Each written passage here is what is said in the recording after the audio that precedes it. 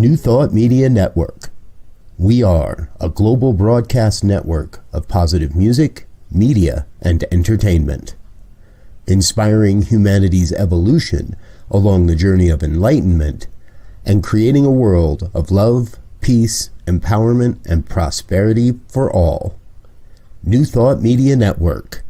Positively inspiring.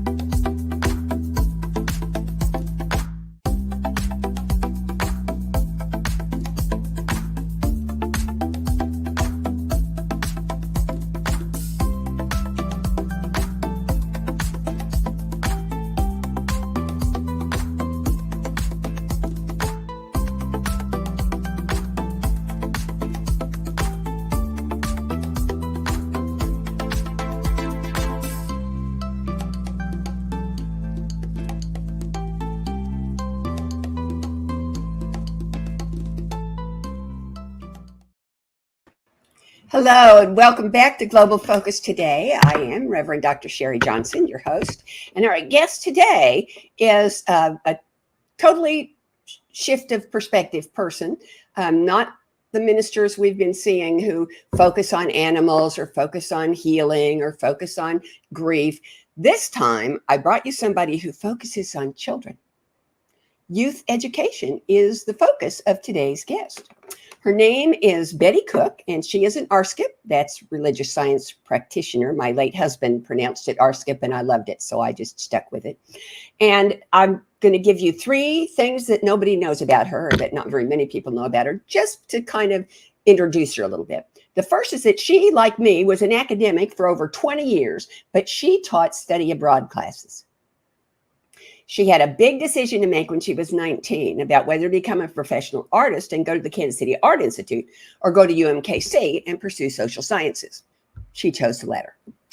And here's the one that tickles me. Her father was a Methodist minister, and before that, he and her mother met in the Salvation Army. And both of her maternal grandparents were buried in their Salvation Army uniforms. So she's from a long line of Salvation Army people. And we've never had anybody from the Salvation Army on our show. So please help me welcome Betty Cook, RScP. Thank you for saying yes. I appreciate it. You bet. It's a pleasure to be here. I will tell you the first question I usually ask people, and I really want to hear it from you because of this Salvation Army stuff, is how did you get into New Thought? Yeah, that's a good question. And I think really fitting for today's topic because a child led me. So here's the story. I moved into a house that I rented that was very near my best friend at the time. And my daughter found, the way children do, another child that lived one house down, who was also an only child. And they were both girls, and they were within a year of each other. And her name was Angelica. And as happened, she started spending more time with Angelica and then staying all night with Angelica. And she would stay all night with Angelica on Saturday night. And then they'd want to take her to church on Sunday morning. And I had already decided, and I was not affiliated with anything at the time. Once I became an academic, I became rather agnostic. And I didn't have any spiritual practice or belief or anything. So I had decided that if my daughter was invited to go with other children someplace, that I would just let her experience that church as that family experienced it. And I wouldn't affect her experience one way or the other. Anyway, she started going, and she went again, and she went again. So I finally decided maybe I should know about this church. So I call up Chester White, and I say, Chester, tell me what your church is and what it's about. And he says, well, we just believe that God is love. And I said, oh, they're a bunch of hippies. I'm okay with that. So she went with Angelica for a long time. Probably another 3 or 4 months they went. And then, as it happens, she wanted me to check out the church. She wanted me to go. And I said, No, I don't think so. And at the time, my response was, I don't think I want a male telling me about spiritual experience. And she said, it's not. And I said, it's not. She said, no, it's a Black woman. And I said, now I'm interested. So I went. And as it turns out, that was Chris Michaels, who, when he was at the Center for Spiritual Living on 39th Street here in Kansas City. So it was the Kansas City Centers for Spiritual Living. And the person that she saw was Jerry Newsom at the time, who was an assistant minister. So they would bring the kids in, at the end, and who she saw was Jerry. She didn't register Chris. She didn't know. For her, he just wasn't there. Anyway, so I sat and I listened to Chris, and I was like, oh, this is not my father's church. Maybe I can do this. And came back again. And that was around January when they do that was when they were doing sort of what New Thought is all about, when they do those 4. So I got it at just the right time, from just the right person at just the right place. And that's what got me into New Thought. But it was my kid who got me there. There are so many stories of people who say, my kids would. That's why youth ed is one of the reasons ministers are so interested in youth ed. Yeah. Not that we don't care about kids, but because if you get the kids, the parents come too. Sometimes it works that way. Sometimes not always, but sometimes it can work that way. It worked that way for Emma and I. And honestly, if I hadn't heard some things that resonated with kind of how I thought I wanted God to be for me, I wouldn't have stayed. But it happened to be, like I said, the right person at the right time at the right place. Yep. And you ended up being the head of the youth ed program there for some time, didn't you? I was not, in fact, ever leading that when I was there. No, I worked in it, but I was not the director. I started directing at Center for Spiritual Living in Eugene. But I did work in the one in Kansas City. I worked with the teens for quite a bit. And then after I licensed in 2017, when I came back to the area, then I was the practitioner consult sort of leader. And Jessica Arroyo was the director. Okay. So that's kind of how that was. And then COVID happened, and the world went to hell in a handbasket. where spiritual community is concerned, the world went to hell in a handbasket, except that there were people like you around who said, no, that does not have to happen. And you came up with ways to keep the kids connected online. Tell us about how that came about and what you did with it. Well, here's the thing. I was a substitute teacher for 7 different school districts for about 6 years. So when everything went online for kids, I was very aware of what that world was like for them. So I had an idea of what had really shifted for them. And I'm also very aware of what they're already doing electronically in the classroom. So I kind of had an idea, if we were going to do this, how would we do it? What would that look like? And Jessica and I talked a lot about that. And then the other thing that was happening at the time is that I was working as a parent aide. And a parent aide is someone that works to supervise visitation between biological children and the parent when their children are taken into foster care. So what people don't know about that arrangement is that parents don't automatically lose parental rights, and they don't automatically stop seeing their kids. In fact, they have a court order that they still see their children, and that it has to be supervised, that visitation. And so the people that do it's parent aides. And because it is a court order, they had to still see their children. And we had to figure out how to do that safely during COVID. So one of the things that the court said was okay to do was to do Zoom visitation. So I had to not only do it for youth ministry, I was trying to figure out how to get parents and kids engaged online for their visitation.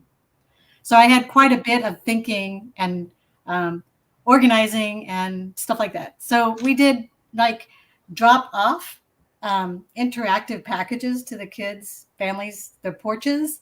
And then we would work with those materials online. So that was one of the things that we did to kind of keep them engaged.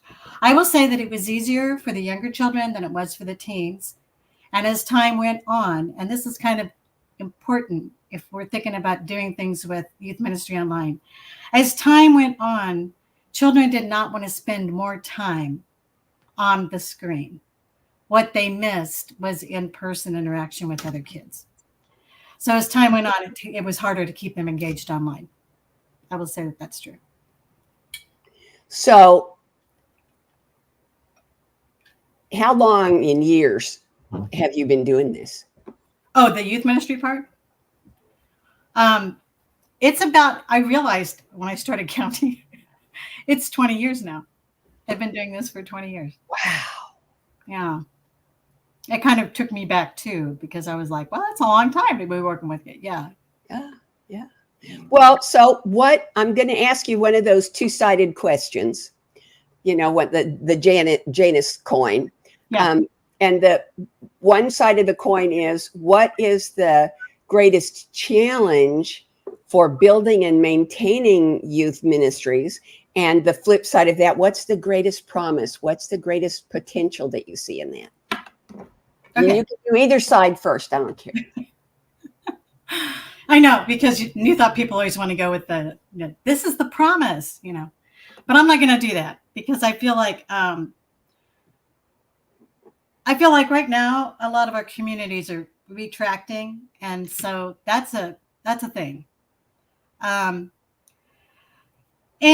when I first began looking at how to take what I do and the knowledge that I have and do this a different way, I got into the idea of doing something online. But I'm not sure where I'm at that at this point, because what children need is engagement. They need in person a lot more than they need online. So however we do online, it has to have a primary in-person component to it, in order to have ministries not survive, but thrive. Okay. And there's like a big difference with youth ministry. Oh, yeah. So, okay. So the very first thing I would say is really important for thriving ministry is that you've got to give it the resources it needs. And lots of times we too much treat youth ministry like childcare instead of like a ministry, including how much we're actually giving to the director of it, how many resources we put into the resources for the kids. Are we thinking about that? And it mostly has to do with whether we're thinking of it as this place to stick kids for an hour, or do we look at it as their community? I built Thriving Ministries because I made a community for children.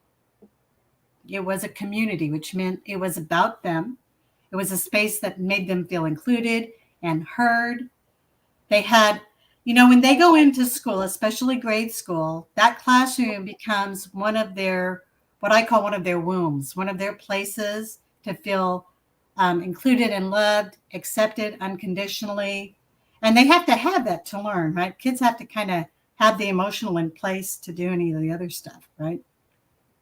And we sometimes forget that, because we bring them in and we dump them in like a childcare sort of setting. And we're like, okay, let's teach you about new thought things. And they're still trying to figure out if you're okay as an adult to be around them. How do they trust you as an adult? I don't know you. I've never seen you before. How much can I open up to you?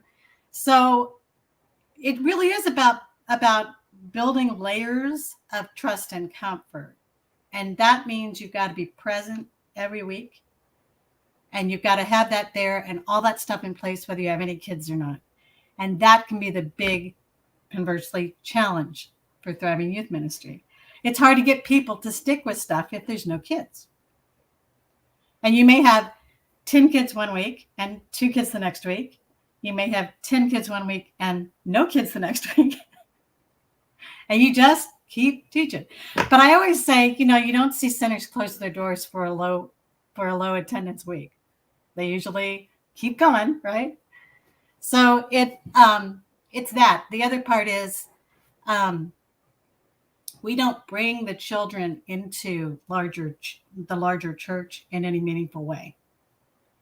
And so that means if we don't do this for church and include them in our actual church service, then the staffing that we do of that means that those people are going to miss that larger church service experience. That is the number one challenge. If somebody asked me, that's what I would think the number one, because I'm sitting here and I'm hearing you say these kids need community, and community requires commitment on the part of the faculty. And I'm thinking, but I miss my children. I know. That's what I heard. And that's what you hear when you try to. I did youth ed the whole time my kids were growing up, and I loved it. It was an important part of my life, but there was always that little voice in the back of my head that said, but I want to be out there. I want to be. And so I think the challenge is that problem is not going to go away. So the challenge is finding people who are more committed to youth ed than they are to the comfort of a Sunday morning. I would argue something different. I think we have to do it very differently. I think we have to go back to what we would consider to be a more conservative approach, when it was Sunday school was sort of the instruction in the doctrine, before you got the church service, which I guess was the come to Jesus experience, as you would say, if you want to put it that way. But because New Thought tends to be so much about the individual, then what we want to do is try to create this individual experience for children that's so very separate from the adult experience. And we think that they want that. I'm saying, I think it's time to bring the children back in. It is time to bring the family back in. And the Unity churches do something that I think is a really kind of one foot in the old world, one foot in the new world thing that works. And that is, they have Sunday school before the service, and they have some class for the adults at the same time as Sunday school. Right. So the people who are working with the kids are not missing anything. They're missing a class. They aren't missing anything they can catch up on. And then the whole family goes to church. Right. And then you have the family worshiping together. And people are like, okay, well, but my kids would not be able to do it. And I'm like, but we do take them into other adult spaces, and they learn how to be in an adult space. And you can still steal a page out of the Catholic book and have a glass room, crying room for the ones that are, making a lot of noise and not there. Still get to be part of the community. Right. Or take them, I would take my daughter out if she was truly in distress and crying. I wouldn't have everybody go through that experience with me. Yeah. But what I'm saying is we kind of have recreated the glass room. It's called online. So now all of our families may be participating as a family, but they're not doing it in person, doing it online. I'm saying, what if we were to make a space where they'd want to be back in the building? And then that might be. So the other thing is, and I want to address this because it really bothers older congregants. And I want to get past this. Okay. This is like the reason I'm on today. Y'all got to get past the digital divide. You've got to do it. And I hear people saying, we don't want to see them gaming in there. We don't want any electronics in there. They need to be doing board games and talking to one another and playing outside or whatever. Well, number one, some centers are really fortunate enough to think ahead or to make the space and actually have an outside play space. And I would encourage every center to try to have an outside play space, okay, especially for the younger children, all right? But kids have already way experienced the play of electronics. That ship sailed a long time ago. So all you got is a bunch of Luddites not providing a place for kids to have meaningful community to kids. They do this as a group with an electronic device. That's how they play. Okay. Now, if you wanted to go into youth ministry with a board game and invite them to play with you, they may do that. Okay. They would probably do that. They may not do that with one another because their generation doesn't do the board game thing so much. Okay. And they may actually have very meaningful relationships with their online gaming people that they've never actually met in person, but that is meaningful to them. Yeah. So if you're going to have a space for kids, you got to have a gaming system. You got to have a place for them to sit around and do nothing together. Okay, because that's what actually builds relationship, is that time not doing anything together except hanging out. Yeah, So that and food.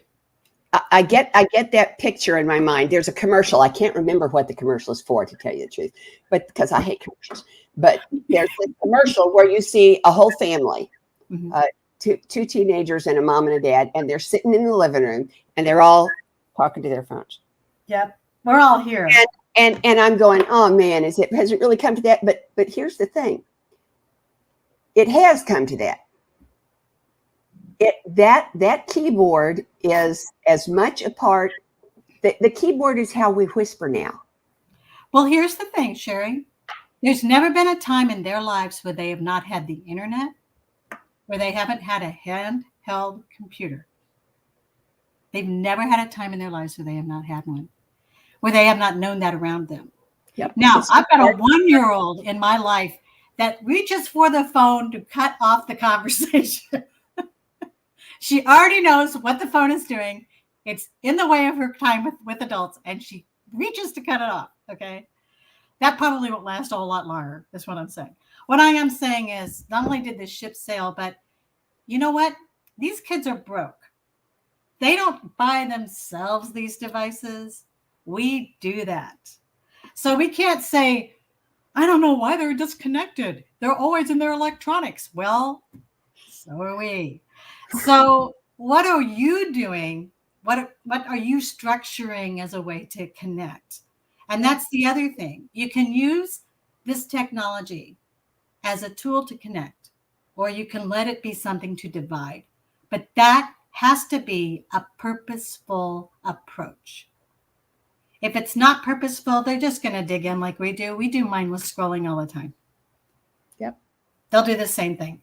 So all of that needs to go into youth ministry curriculum, how you do it, when you do it, what you do with it. And then the other part, and I really wanted to talk about this. How long do we have, by the way? We have as long as you need. Keep talking.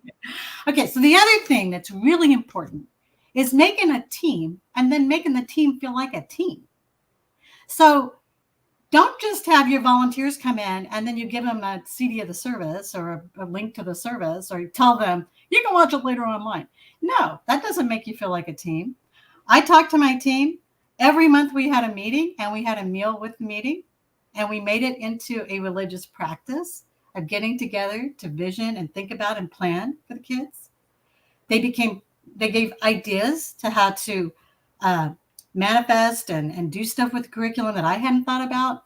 I mean, I always gave the scaffolding of the curriculum and the stuff that we were doing. And then they would come up with great ideas about how to do it and other stuff we could do with it. So you need to include them in what you do. And then you need to show them appreciation, not by just handing them something or a bag at the end of the year, but make them feel like a meaningful part of the ministry that's ministering. And when you're just looking for people to give up a Sunday, you're not going to do that. They're not going to feel like they're part of something bigger. So I always built a ministry that had a team, and we were all doing things for the children. And then I also started writing curriculum that not only had the youth doing things that were cool with interfaith, but I extended that to have it be community engagement with the youth and something around that. So for instance, let me give you a for instance, because people are like, how would I do that? So I have a curriculum called the Season of Light, which I've been trying to figure out how I want to, like sort of market and package and make available. But anyway, in the Season of Light, one of the things that we celebrated was Diwali. And that was a really beautiful way to get into another culture. And because Diwali is based on this really, really long Indian epic poem with these really iconic characters, the way that Mary and Joseph and the Christ story is an iconic story for us. Diwali is an iconic story for the Hindu and actually the Muslims as well. It's more kind of cultural than it is religious. It's kind of a little of both. And these characters you can find across the countries, more than one country, and various. In fact, we've got some in the Nelson right here in town. Yep. So part of that is explaining about it. It's a celebration of light, and it is using a mandala or a rangoli that are made as an impermanent art form. Okay. And candles. It's the rangoli or the mandala. You can look at it as either one. Uh-huh. They welcome that for Lakshmi, who is the goddess of compassion and prosperity. Okay. So I made a big mandala that was basically lined in. Then the kids and the community colored it in. And then for Diwali, we put candles within it, and people lit candles and placed them within the mandala. So, and everybody learned about what Diwali was. And I tell you, I thought, okay, this is like going to be a one-time thing. Everybody's going to really like this, and they're going to be like, oh, that was fun. No, they wanted to do that every year. They wanted to have that experience. So the kids want to be included. They want to be with adults in spiritual practices like that. And the adults really liked hanging out, doing stuff with the kids. That meant they didn't have to leave service to do it. Yeah. So that was like one of the ways that you engage everybody in something that's about unity. That's about, we're celebrating this with our Hindu and Muslim brothers and sisters, across the huge holiday in India, so there's all these people celebrating there, and now we're celebrating with them here. So that's just one part of the season of light. We also do, we have a really good time with Hanukkah. Oh, yeah. Because we do the dreidel game and the whole thing with Hanukkah, and we fly latkes and stuff like that. So anything multi-sensory, it works well in youth ministry. Okay, so tell me, if you could pick one thing, and I am presuming that you could pick more than one thing. If you had to pick just one thing that CSL, which is the organization that you're working in, that CSL is doing right in youth ed, what would it be? I think that there is a real desire to pay attention to how we're going to deal with children. There isn't always, though we don't always execute it in ways that work, but there is usually a desire, some kind of awareness that there needs to be some kind of youth ministry going on. So I do acknowledge that there is an awareness of the importance of that. And there is always big support and great amounts of effort given to getting people to and making sure that they experience youth camp still. Good. And that's been going on for years and years and years. So that's cool. It doesn't always it doesn't always transfer to these folks then aging into the next generation of new thought, which is a whole separate problem. But we do have this space for them that I think could be maybe just more effective. And if there was one thing you would like to change tomorrow and have it never come back, what would that be? Okay, I will totally cop that I've got a thing about this. I think we should completely stop bringing the children in for display into the larger church. I think that should completely stop. First of all, I think it's really time to ask ourselves why we do that. It is not to include them in the service. They're not going to feel included in the service with one song and then get trotted back out. It feels a whole lot more like we're putting them on display. And in many ways, that really doesn't even fit with our overall ideas of what spirit is and what we do with people. The second reason, and this is really important, I really wish that churches would think about this. Think about why you're doing it. If it's mostly to reassure the congregants that you have a youth ministry, Could we not like record something and just show it during that time? Here's the biggest other reason. If you do not prepare children for that experience, if you do not make it about, it's going to be about performance for them. And it's going to be a performance you did not prepare them for. And if they are very uncomfortable with it, they will not come back to your church, and they will not want to, because they were made to feel really uncomfortable. So what we tend to want to do, and this is not at any one particular center, guys, I've seen this over and over. We bring them out. We want them to talk about what they did. Well, this kid doesn't want to talk to a room full of adults they do not know in what is effectively a performance atmosphere that we've done nothing to prepare them for, and that many children just don't want to do. So one of the things we did was ask them if they wanted to go. The next thing we did is we stopped asking them to speak. We just had the director speak. And when you're at that point with kids, then what are they there for? Why are we trotting them out? So I would say have something up there about youth ministry, have it like a report about youth ministry, have stills of what's going on in youth ministry, even put a video up of something that's an interaction between a real interaction, not a staged interaction, between the youth director and what they're doing in youth ministry. I think all of that is a way to let the congregants know what's going on without actually, sort of putting the kids on display. I just think that the time for that is over. And it really doesn't do much for the experience for the kids in youth ministry. Cool. Okay, now I have 5 questions. I have 5 questions that I ask all of my guests. Okay. There's no wrong answer. Okay. But this is my cleanup to make sure I ask these questions. So the first one is there anything that you would like our viewers to know or to learn that I have not asked you about? I think the one message I would put out there very heavily is if you think about how to fund your senior minister and you think about how to fund your youth, your especially your music ministry, you need to put that much time, that much attention, and that much money into your youth ministry. Oh, I like that.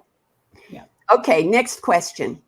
How does what you do as a RScP, as an educator, as a person, how does all of that encourage, explore, support, pick your own verb, conscious evolution?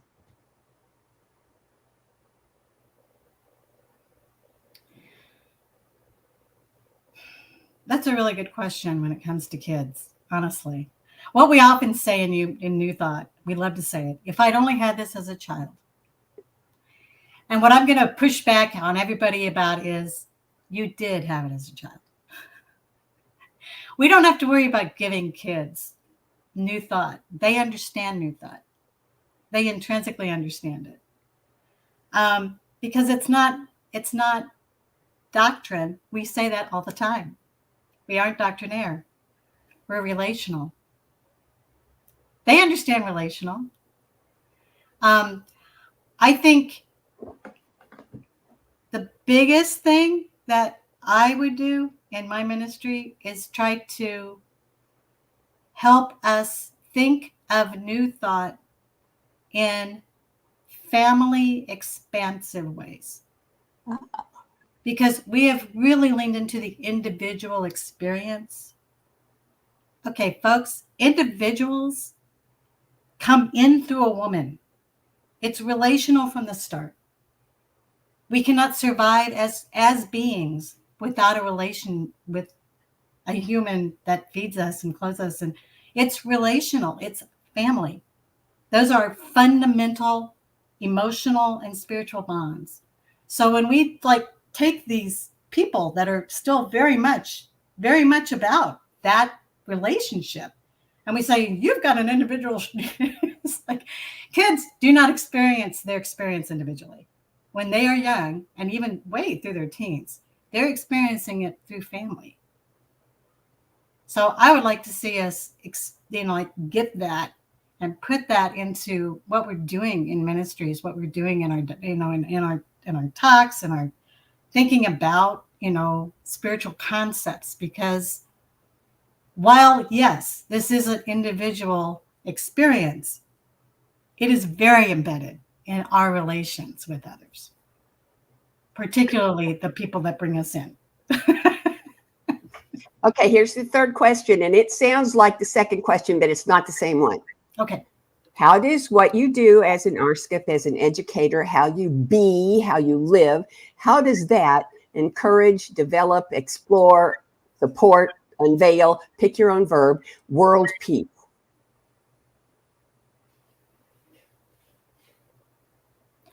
I think the more connected that we are, and we say that a lot, we're all about unity. No, it needs to be intimacy. What we're missing is the intimacy. Now, in families, that's what makes family is the intimacy. Like whether we like it or not, like we know all about this person and all the things that make them crazy and when we form and make family, one of the things you got to do is not only decide if you want to be with this person, but do you want to be with all the things that this person is that you don't like? Like, can you put up with this person, right? And like, we get to pick that in marriages, but with families, like we don't. You don't get to pick whether you get to hang out with your sister who does that thing, So intimacy is, to me, the spiritual teacher, because it makes you put all this stuff into practice. And if you look at the big religions, Yom Kippur and Rosh Hashanah, those are about, like, one of the first things you do is you go with, if you're reflecting your spiritual beliefs and practices in the day-to-day with your family. If you look at Christianity, we do look at, during Lent, you go through the whole soul searching thing. Am I walking as Jesus would walk, doing as Jesus would do? So we all go through in our most fundamental relationships, are we showing up in our spiritual practices? It's the intimacy, I think, that does it. That is the biggest teacher and the hardest thing. And the hardest thing. Boy, I like that. Okay. Here's the last question. Okay. Well, no, it's the next to the last question. Okay. And you want to close your eyes for this one because you need to use your imagination. Okay. Now, supposing this is the basic premise that everything, every little detail, every experience, every interaction, every relationship, everything goes exactly the way you want it to go. 10 years from now, what does Betty Cook RScP and youth education look like?